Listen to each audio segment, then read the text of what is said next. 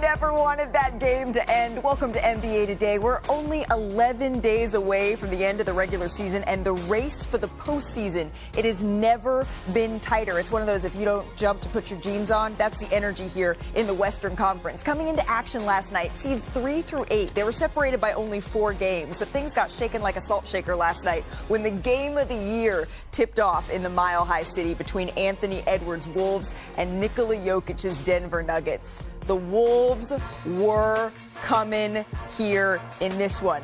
We're going to pick this one up here. The final frame. Fourth quarter here. Danny Green, Kendrick. Small. Jokic. Look at that deep seal in the paint. Bodying his way inside there. Anthony Edwards, though, started heating up here. He only had 10 points entering. You know, Jokic gets it at that nail spot. That nail area is hard to guard him, hard to send double teams. Watch him take advantage of it last night. So that foul would be it for the evening for Rudy Gobert. Nikola Jokic hits the free throws. So we're headed to overtime here. 2.5 left in the first overtime. Denver within 6 trays. 12 seconds left here. The Nuggets down 2 with the side out. Jokic gets a switch here on Anthony Edwards off the inbounds play. This is just too easy. Back it up. Hits the game-tying floater. So, yes, you guessed it. If you wanted to go to bed early, this would not be the night. We're headed to a second overtime. And look how many minutes Jokic and Edwards have played up until this point. And we have another overtime to go. Early in the second overtime here, Jokic. Look where he's catching that ball at. Pivot. That nail, you cannot send a double team. Just over 2 minutes left. Nuggets now game. up by 1 here. This would be called as a goaltend on Jayden McDaniels. That gives Jokic 60 on the night in a triple-double. Realize that Russell Westbrook called for a foul on the three-point play. Time expiring here. At the line, no more stressful moment than this. Alexander Walker.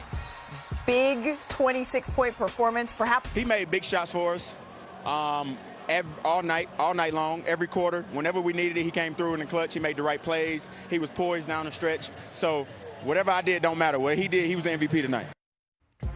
So the Wolves have now won 6 straight games against the Nuggets, including the playoffs. And besides last night, they've not really been close. Minnesota winning by almost 18 points a game.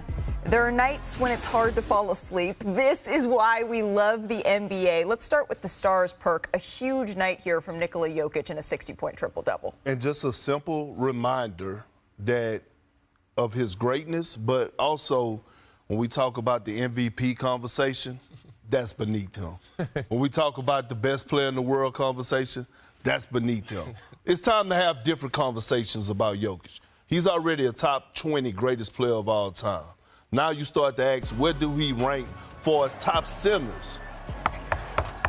Is that a knock-knock? Knocking at the door at number 5. Knocking at the door at number 5. I don't have him there yet, DG, because I feel like he needs one more championship to get into that top 5. Because you have guys like, Kareem. You have guys like Bill Russell, Shaq. But what he's doing right now this year, what he did last night, was a reminder that it's time to have different conversations about him outside of MVP and best player in the league. He's done that for the last 3 years. Definitely. It's a shame that he still might not win MVP because his team's standing. But the numbers, the historic season he's had, we've seen LeBron James, he could have won it multiple times. We've seen Kobe should have gotten it a couple times. Many other guys should have gotten it. He's one of those guys that are the greatest ever, lace him up. And he should be getting his flowers, rightfully so. It's just sad to see that he's able to close out these wins with having these type of performances and his team not being higher in the standing. But what's cool is when you're able to see 2 players go toe-to-toe. It wasn't a 60-point triple-double, but Anthony Edwards, it was a slow burn, but he really got to go in there in the 4th and overtime. What did you see on his side? Yeah, no, he picked it up. That's what he's supposed to do. He's a star. He showed up. I mean, Julius Randle's been playing really well also, but he found his rhythm, got to the spots, not only made shots, but he made plays. He found the guys when they doubled. He got to the free throw line some, but he started knocking down his threes. Sometimes eventually a star is going to get hot. You take enough shots, stay aggressive. I love his aggressiveness. I love that he loved to take over. I still want to see him take it up just a little bit of a notch in that overtime situation where he could have been more aggressive, but he did everything he was supposed to do as a superstar player. This was the game of the year, right, Perk?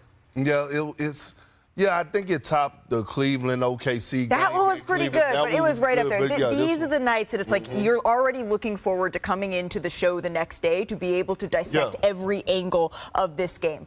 But even though last night it was the game of the year, it didn't come without some mistakes from both sides. Here's what Chris Finch had to say about Anthony Edwards being double-teamed late and the Wolves' late-game execution. He knew it was coming, and getting off of it, I thought we'd get an advantage. I thought Julius maybe should have just let it fly on the first one, and then he kind of sidestepped. Then the one in the post in double overtime, the slip was going to be there. But yeah, Ant gave it up, and he's making the right play there. I feel awful for Russ. That last play, we get the turnover, we don't convert, and then the foul. But it was not from a lack of effort or care. And sometimes it goes like that. Listen, emotion make you cry sometimes, damn it. But last night was a brawl for it all. I got my boy DG up here. Combined, we got a whole lot of championships, a whole lot of finals experience. We got to talk about some of the things that we saw last night on the bad side of things. I'm going to let DG talk about Minnesota, Anthony Edwards, which he highlighted minutes ago, about how he could have been more aggressive. Yeah, this is a situation, first time, 112 tied up. The first double team, you don't expect it coming. They try to set a horns action. Julius Randle, okay, I'll live with him taking a shot. Didn't hit the rim, but he got a decent look. Same scenario right here. Tied up, 7 seconds. You know the double team's coming. At this point, you got to know, Anthony Edwards, you got to find a counter to make sure you get the last shot. Double team comes again. He could have been way more aggressive in this situation. Just let it happen. Found his guys. They get Nickeil Alexander-Walker for the one dribble pull-up. Another shot that does not hit the rim. He's not happy with the situation. I put a lot of this on Finch and not finding counter moves to get Anthony Edwards and put him in the right positions to not get double teamed. Like you said, that nail area is where you kind of want to get him. You put him in a bad spot here. Another situation in the corner where they get a double. Next you know, turnover. Throws the ball away to Russell Westbrook. Perk, tell me what happens in this situation. It's hard for me to watch this. Well, what happened is this, okay? One, Russ got to make that layup. That's a second-grade layup right there, like textbook transition, 2-on-1, and now all of a sudden you're in transition, right? So now you're trying to find man. You see guys are scrambling, and Russ, the competitive guy that he is, he closed out on the shooter, and then unfortunately he fouls him, and now all of a sudden Alexander Walker goes to the line, knocked down 3 free throws, and the rest is history. But let me tell you something about this man right here.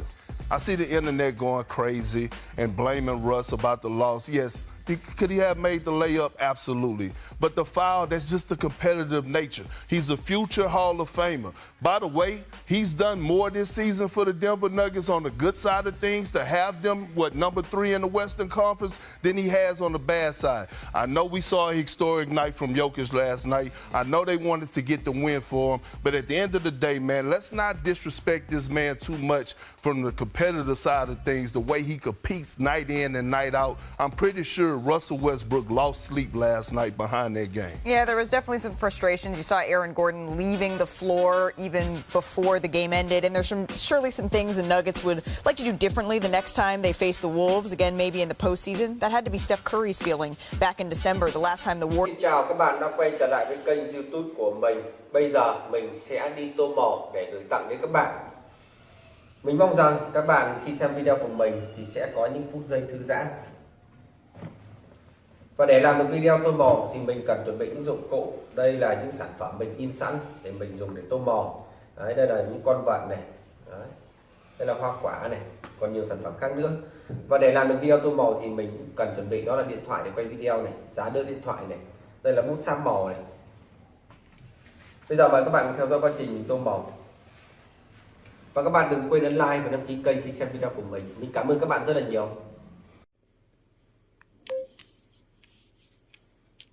Mình tiếp tục tô màu nhau em.